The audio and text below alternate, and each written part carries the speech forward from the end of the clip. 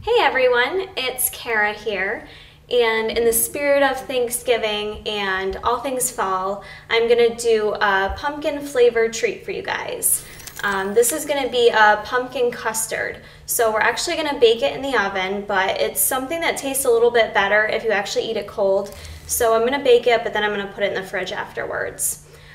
So for this recipe, it's very simple, and this is kind of a light recipe, so you can use it as kind of like a snack or maybe a treat for Thanksgiving or just kind of something to add into your day.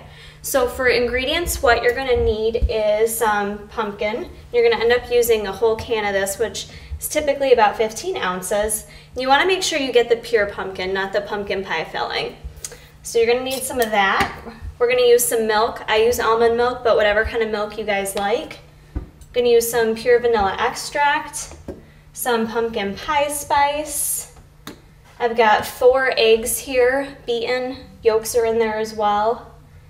And you're going to need something to sweeten it. So again, I use stevia, but it's up to you, whatever you guys use to sweeten your dessert. So whether it's stevia or maybe you use honey, Splenda, whatever you like. So that's pretty much all the basics. The first thing you're going to want to do is preset your oven at 350. So I've got that going right now. And this is a real easy thing to prepare. What I'm going to do is dump everything into a large bowl. So I already had my 4 eggs cracked and beaten. I'm spilling them a little bit, but you're going to dump that right into a big mixing bowl. And then your whole can of pumpkin is going to go in there as well. Pumpkin is really healthy for you guys. Any of your orange vegetables or fruits are going to be pretty high in vitamin A, which is good for your eyesight. So this is an excellent thing to add into your diet. And it's also really high in fiber too. So some people like to sneak pumpkin into their baking dishes, like brownies. They're nice to add into. I like to add it to chili, and you don't even know it's there, and it adds a ton of fiber to it. So it's kind of nice. All right, there's my pumpkin. I'm going to add in about 4 packets of stevia. This is going to be kind of trial and error depending on how sweet you like your dishes to be. So 4 packets of stevia. I'm going to add in just like a ½ teaspoon of salt. Some people wonder why you might add in salt to a recipe. What it does is it actually kind of helps bring out the other flavors that are in your recipe. So again, it's optional. You don't have to add it if you're watching your sodium intake, but I'm going to add it. Okay, so there's that. And I'm going to add in 2 tablespoons of the pumpkin pie spice. I'm sorry, 2 teaspoons. And 2 teaspoons of my vanilla extract.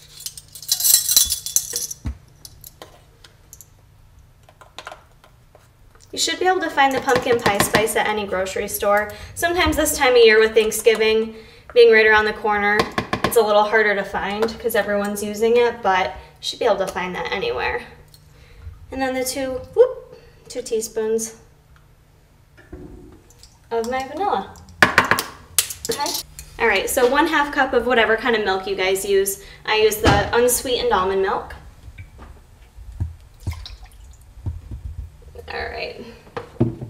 Now that I got everything in there, see it looking all orange and pumpkin-y and fall-like. Just gonna kind of mush it all in there.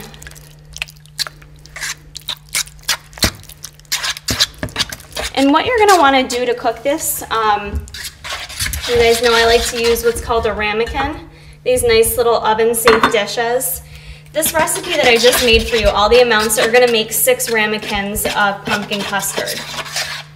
What I'm actually going to do, because I'm just making this for myself, is I'm just going to fill up 1 dish and cook it and put the rest of the batter in the fridge, cover it, and then, you know, if you don't want to make all 6 at a time, you don't have to. You can just cover it up and use it when you want it. I'm just going to mix this up so there's not any chunks in it.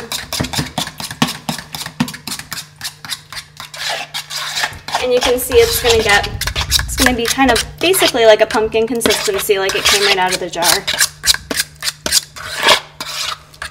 All right, so what I'm going to do is fill up my 1 ramekin here. And then I'm going to place this in the oven to bake. do this without making a mess here.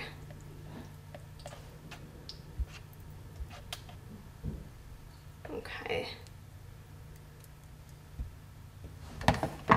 So there's my one little healthy pumpkin custard. I'm gonna put this little guy in the oven.